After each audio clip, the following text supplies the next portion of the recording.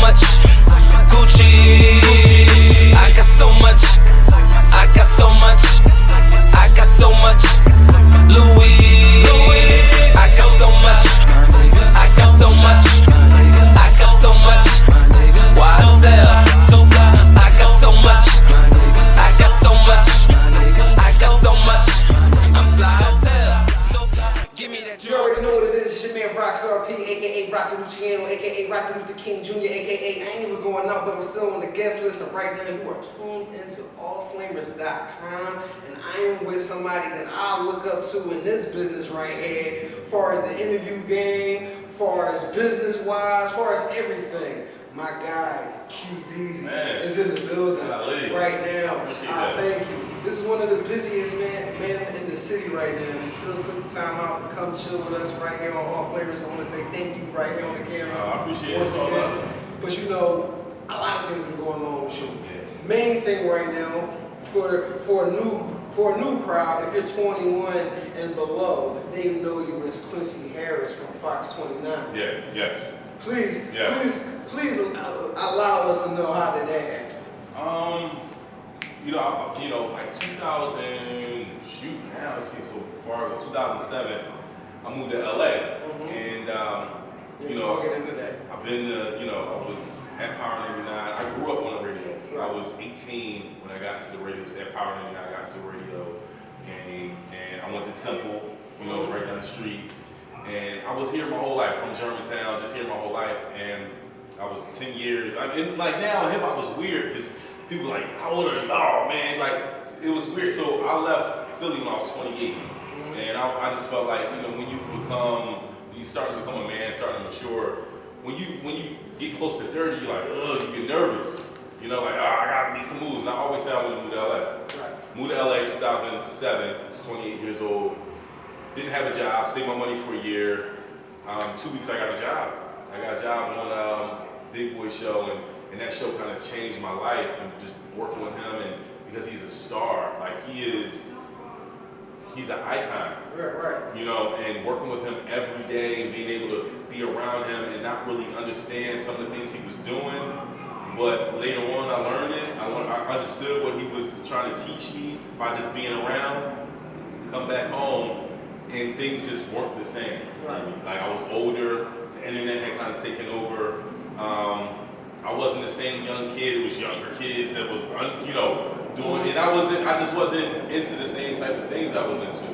So it was an opportunity, to have me on Fox. Jim Frederick, I love her to death, because without her, and we all need people to help us. She was one of the people that I sat down with. I met her in 2003. And when I came back home, she just said, just come on the air with me, like we used to do when you were here. And I was loving TV, so you could do it. Chanel Jones that's on the Today Show, who was on Fox, she took me out to lunch. Was like, you could do this TV thing, right? You got something. I was like, man. And at that time, before you had that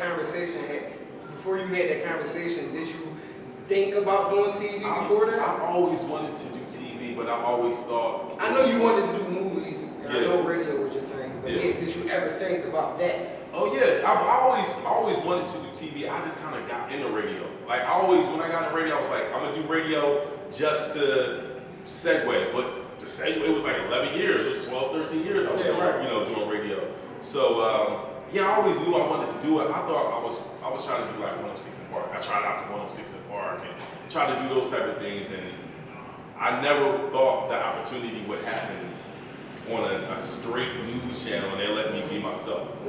So, yeah. So, that's how you started with the TV. Now, before that, like you said, the radio thing, how did you get into the radio thing? Was that do an internship? Did you start working there? Yeah. What happened? I was going to Temple. I was a sophomore, and it was just logic. If you're in school, you can't get an internship until you're a senior.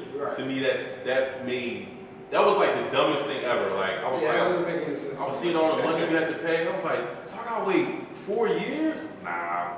So me and my boys went to where did we go? We went to Powerhouse. 97, we went to Powerhouse. I was a sophomore at Temple.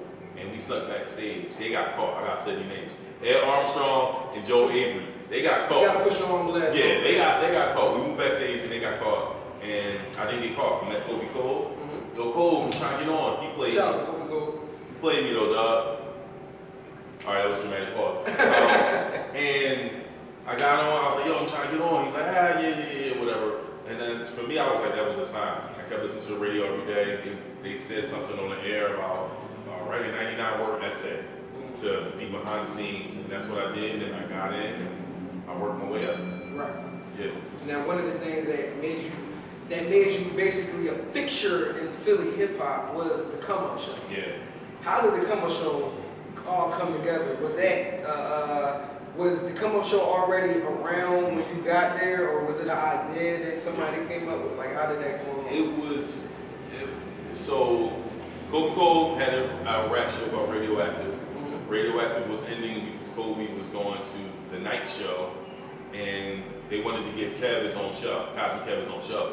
And Kev, he wanted to do his own show, hip hop show, and he used to do college radio with this guy named Joe Young.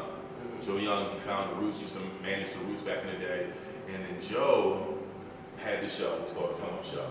So Joe only did it for like a year. He wasn't really into it. He was getting money, doing other things. He was, properties and stuff like that. And he wasn't really into it. So they were going to give me the Come Up Show because I would help out on the show. I was a young boy helping out. I helped him run the board, and I would produce for him, and I would, chime in a little bit.